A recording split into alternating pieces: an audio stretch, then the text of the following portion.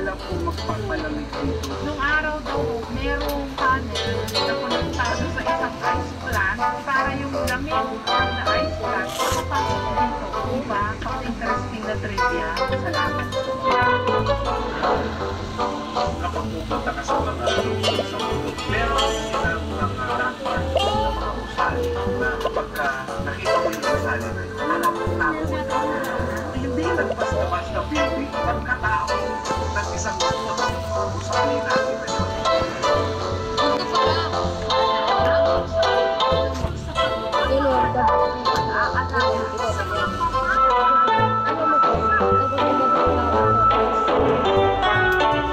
Baba mo to.